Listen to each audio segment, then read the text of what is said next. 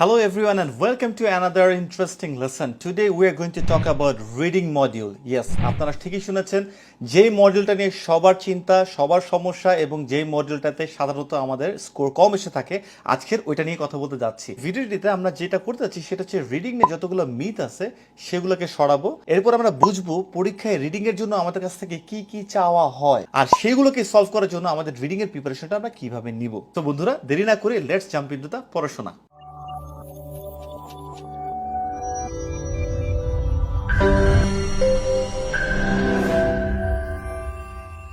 At the very beginning, let's talk about all those conventional mythologies regarding reading module in IELTS exam. But এটা শুরু করার আগে একটু বলতে যাচ্ছি আজকের ভিডিওটা স্পন্সর করেছে TapTapSend। আপনারা যারা দেশের বাইরে যেমন কানাডা, ইউরোপ, ইউএস, ইউকে এবং ইউএই থেকে বাংলাদেশে টাকা পাঠান তারা এই অ্যাপটি ডেফিনেটলি ব্যবহার করতে পারেন। কারণ হচ্ছে এইখানে কোনো ট্রানজ্যাকশন ফিজ নেই। এইটার ট্রানজ্যাকশন খুবই ফাস্ট হয়। আমি নিজেও টাকা পাঠিয়েছি, হাফ এন আওয়ারের মধ্যে বাংলাদেশে টাকা পৌঁছে যায়। এটার কনভার্সন রেট তো খুবই হাই। যেমন আজকের দিনে ক্যানাডিয়ান ডলার অন্যান্য অ্যাপে 82-83 টাকা দেখালেও এই TapTapSend দেখাচ্ছে 92 টাকা। আর সবচেয়ে বড় ব্যাপার হচ্ছে এই অ্যাপটি ডাউনলোড করা এবং এটা অপারেট করা খুবই সহজ। অ্যাপল স্টোর বা প্লে স্টোর থেকে আপনারা সহজেই ডাউনলোড করতে পারেন এবং কিছু ক্রেডেনশিয়াল বসিয়ে আপনারা টাকা পাঠাতে পারেন। আর সবকিছুর বাইরে you can get 10 credits bonus if it's your first transaction and you have to use SKS। এই প্রোমো কোডটি যদি আপনারা অ্যাপ্লাই করেন তাহলে আপনারা 10 ক্রেডিটস বোনাস পাচ্ছেন, যেমন ইউকে থেকে 10 পাউন্ডস, ইউএস থেকে 10 ইউএস ডলার্স, কানাডা থেকে 10 ক্যানাডিয়ান ডলার্স, ইউরোপ থেকে 10 ইউরোস অ্যান্ড ইউএই থেকে পাচ্ছেন 25 দিরহাম বোনাস। তো দেশের বাইরে যারা আছেন টাকা পাঠাতে যাচ্ছেন ঝটপট করে অ্যাপটি ডাউনলোড না করে থাকলে এখনই ডাউনলোড করে নিতে পারেন। এবং আমি TapTapSendকে জানাচ্ছি ধন্যবাদ, বিকজ তারা এই এডুকেশনাল প্ল্যাটফর্মেও ইনভেস্ট করা শুরু করেছে, যার জন্য আমরা সুন্দর সুন্দর ভিডিও তৈরি করতে পারছি যাতে করে শিক্ষার্থীরা উপকৃত হয়। তো আর দেরি না করে আমাদের সেই ভুল ধারণাগুলো একটা একটা করে দেখে নিই। ফার্স্ট যে ভুল ধারণাটা আমাদের মধ্যে থাকে, কোনো কোচিং সেন্টার থেকে যত বেশি রিডিং এ ক্লাস পাবো অত মনে হয় আমার স্কোর ভালো হবে। ভুল। দ্বিতীয় যেটা মনে করি, কিছু শর্টকাট পদ্ধতি যেমন কিছু ওয়ার্ডস, কিছু সেন্টেন্স যদি আমরা মেনটেন করে চলি এবং সব জায়গায় আমরা যদি এগুলোকে কাজে লাগাই তাহলে মনে হয় আমরা ভালো মার্কস পাবো, এটাও ভুল। থার্ড যে ভুল ধারণাটা, আমরা ক্যামব্রিজের ভোকাবুলারিজগুলো মুখস্থ করা শুরু করি। আমাদেরকে মাথায় রাখতে হবে যে এই প্যাসেজগুলো কিন্তু একটা রিসার্চ পেপার থেকে আনা এবং একটা রিসার্চ একটা বিষয়ের উপরে। যেমন এখানে অনেক মেডিকেল টার্মিনোলজিস থাকতে পারে, নট নেসেসারি যে আমাদেরকে প্রত্যেকটা জিনিস শিখতে হবে। মানে আমি বোঝাতে চাচ্ছি যে অ্যাডভান্স সব ভোকাবুলারিজ আমাদের মুখস্থ করতে হবে, ব্যাপারটা তা না, কিন্তু আমরা সেটা করে আমাদের এনার্জি, টাইম সবকিছু লস করে বসে থাকি, সাথে কনফিডেন্সও। ফোর্থ হচ্ছে যখন আমাদের রিডিং কেউ বোঝায় মনে রাখতে হবে দ্যাটস আ লাইফ সাপোর্ট। অবশ্যই দরকার আছে, লাইফ সাপোর্ট কি দরকার নাই? অবশ্যই লাইফ সাপোর্ট দরকার আছে, কিন্তু সেই লাইফ সাপোর্টের যদি মেশিনটা সরায় নেওয়া হয় তাহলে হার্ট কি পাম্প করতে পারে? আমি বোঝাতে চাচ্ছি যে আমাদের যখন কেউ বোঝায়, সেটা টিচার হোক বা যেই হোক, সে যখন বোঝানো শেষ করবে পরে যে প্যাসেজটা যাচ্ছে আমি কি একটু ডেভেলপড হয়েছি, তার মানে টিচার্সরা কয়েকটা রিডিং প্যাসেজ সলভ করে দিলেই যে পরেগুলো আমি সব পটপট করে পাঠতে থাকবো, ব্যাপারটা এরকম না। সো এইবার আসি আইএলটিএস এর রিডিং মডিউল আসলে কি চায়। দুইটা জিনিস চায়, একটা হচ্ছে কম্প্রিহেন্সিভ অ্যাবিলিটি আর সেকেন্ড হচ্ছে অ্যানালিটিক্যাল অ্যাবিলিটি। এক এক করে আমি বলছি। কম্প্রিহেন্সিভ অ্যাবিলিটি হচ্ছে একটা জিনিস পড়ে বোঝা, আর অ্যানালাইটিক্যাল অ্যাবিলিটি হচ্ছে ক্রিটিক্যাল থিঙ্কিং অথবা ক্রিটিক্যাল রিজনিংটা আছে কতটুকু সেটাকে যাচাই করা। আর এই দুইটা কম্বিনেশন হচ্ছে রিডিং মডিউল, যেটা আবার করতে হবে একটা টাইম প্রেশারের মধ্যে। সো আপনাকে এই দুইটা জিনিস টেস্ট করা হচ্ছে একটা শর্ট টাইমের মধ্যে। তার মানে আপনার স্ট্রেস লেভেলটা আপনি কতটুকু ম্যানেজ করে এক্সামটা দিতে পারবেন, that's the main purpose of reading module. আমি যখন আমার প্রাইভেট ব্যাচে রিডিং মডিউল করাই আমি একটা ধাঁধা দিই সবাইকে, সেটা হচ্ছে একটা পুকুরে 10টা মাছ আছে, সেই 10টা মাছের মধ্যে 5টা মাছ মারা গেছে, আরো 10টা মাছ রাখা গেছে, তাহলে পুকুরে কয়টা মাছ আছে? সো অনেকেই বলে 10টা মাছ ছিল, 5টা মাছ মারা গেছে, তার মানে 5টা মাছ আছে, আরো 10টা মাছ রাখা হলে 15টা মাছ আছে। অনেকে আবার 20টাও দেয়, অনেকে আবার 25টাও দেয়। এখান থেকে আমি ছোট্ট একটা এক্সাম্পল নিয়ে আসতে পারি রিডিং মডিউল আসলে কি অ্যাসেস করতে চায়। মাছ বলা আছে ধরেন 10টা, 5টা মারা গেছে আর 10টা রাখা আছে। তো 5টা যে মারা গেছে এই 5টা কিন্তু আলটিমেটলি বলানো হয় না, যেটা তা উঠায় নেওয়া হয়েছে পুকুর থেকে, তার মানে সেই 5টা কিন্তু আছে, তার মানে 10টা আর অ্যাড হয়েছে আরো 10টা। সো টোটাল মাছ কয়টা হলো? 20টা। এই যেটা ধাঁধার মধ্যে আপনাকে আমি ফালালাম, এটা কিন্তু নট গিভেন ট্রু ফলস হিসেবে আসতে পারে, যে 10টি মাছ আছে, ট্রু ফলস নট গিভেন, অথবা পুকুরে কয়টি মাছ আছে, কিছু একটা হতে পারে।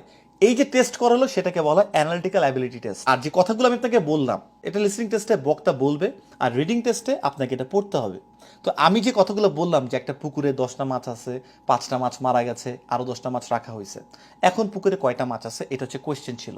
বাট এতটুকু কথা কি আপনাকে পড়ে বুঝতে হবে না? আমি এখন তো বললাম যার জন্য আপনাদের খুব ইজি লাগলো, কিন্তু রিডিংয়ে তো আপনাকে এটা খুব দ্রুত পড়ে বুঝতে হবে।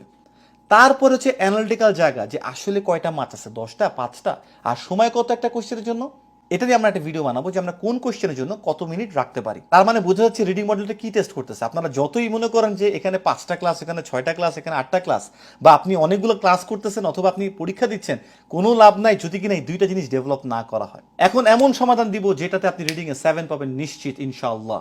তো আমরা একটা একটা করে ধরি। একটা হচ্ছে কম্প্রিহেনসিবিলিটি, এটা কিভাবে ডেভেলপ করব। এইটা ডেভেলপ করার জন্য একটাই মূল মন্ত্র, এবং সেটা হচ্ছে রিড রিড রিড। এইটা ছাড়ার কোনো উপায় নাই কম্প্রিহেন্সিভ অ্যাবিলিটি ডেভেলপ করার। পড়তে হবে প্রচুর। বাংলা যদি আমি একটা উদাহরণ দিই, হাসপাতাল লেখা, তাহলে হা প ল এইরকম দেখলে না আমি বুঝে ফেলি হাসপাতাল, কারণ কি এটা আমার বারবার পড়া আছে বা পরিচিত।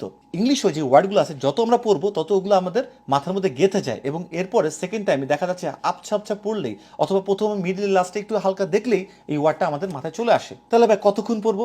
আমি পড়তাম 3 ঘন্টা, আপনারা পড়বেন অ্যাটলিস্ট 2 ঘন্টা, বাট টানা পড়বেন, কোনো ব্রেক নাই।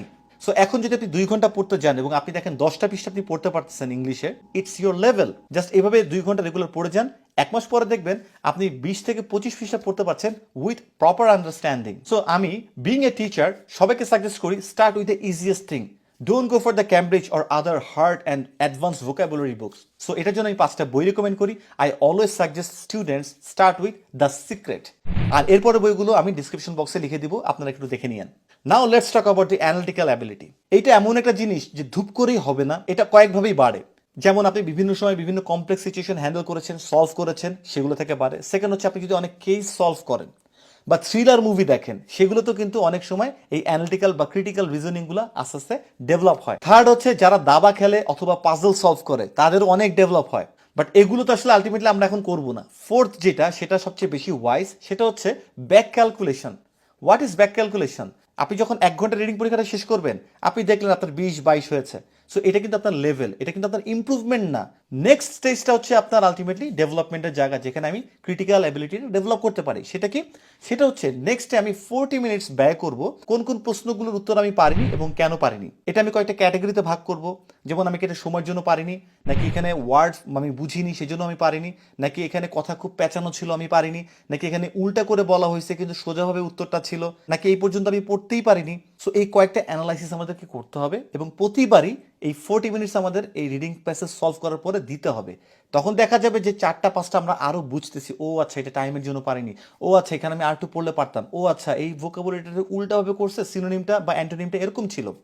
সো এইভাবে করতে করতে ব্রেইনের ডোরগুলো একটু একটু করে খোলে। It will take time, but not more than 2 to 3 months. যাদের লেভেল একেবারেই খারাপ আমি বলবো 3 মান্থস, আর যাদের একটা মডারেট লেভেল আছে তাদেরকে বলবো 2 মান্থস, মোর দেন এনাফ।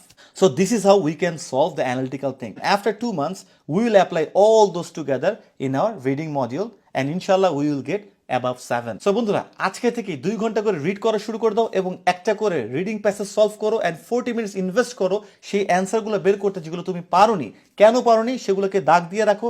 নেক্সটে দেখবা আরো ইজি হয়ে যাচ্ছে, পড়াও আরো ইজি হয়ে যাচ্ছে, দুইটা জিনিসে অনেক ইমপ্রুভমেন্ট হবে। ইনশাল্লাহ দেখবা যে তোমরা 7 পেয়ে যাবা। Thanks for watching till this long. আশা করি ভিডিওটা অনেক কাজে আসবে। নেক্সট লেসন নিয়ে আবারও আসছি শীঘ্রই।